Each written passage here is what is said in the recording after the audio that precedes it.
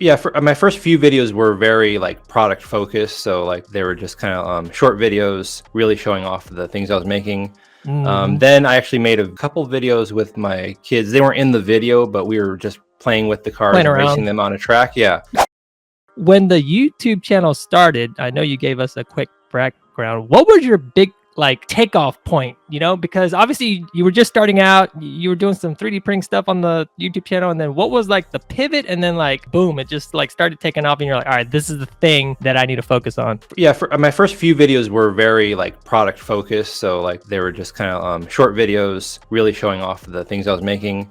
Then I actually made a couple videos with my kids. They weren't in the video, but we were just playing with the cars and racing them on a track. Yeah. I kind of made a couple of those, and then I think the third video I made of that series with them, I add some commentary on top. And I just liked how that kind of came together. The commentary and the voice really pulled it all together. So then I was like, okay, I kind of like this style. So then I started what I call the 3DBotMaker Diecast Racing League, and kind of got the people watching involved in being kind of like drivers, using their names as the drivers of the cars. Yeah. And that's kind of when I started really figuring out like the formula that I really just enjoyed making, kind of turning. It kind of first started off with just cars, like kind of just diecast cars on a regular track, and then I started transitioning into creating this world around the cars and kind of simulating this kind of real life racing type of atmosphere and scene. So that's kind of when I started figuring out kind of that formula.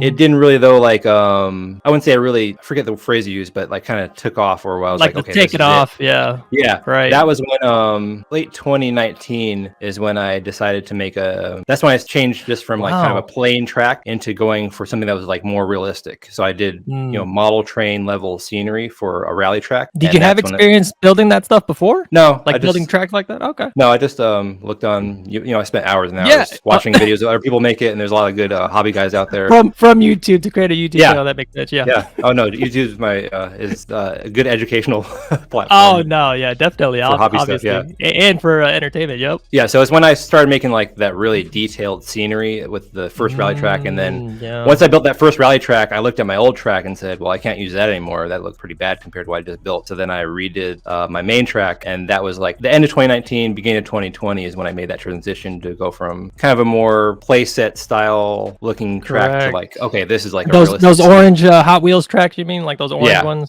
I use those for the first couple videos. I was using the wider track though, which is not really meant for diecast cars, made for cars that actually have motors in them. But that gives a more fun kind of racing scene. Right. So yeah, the realism is what I think is that when I really think it started like really clicking and taking off.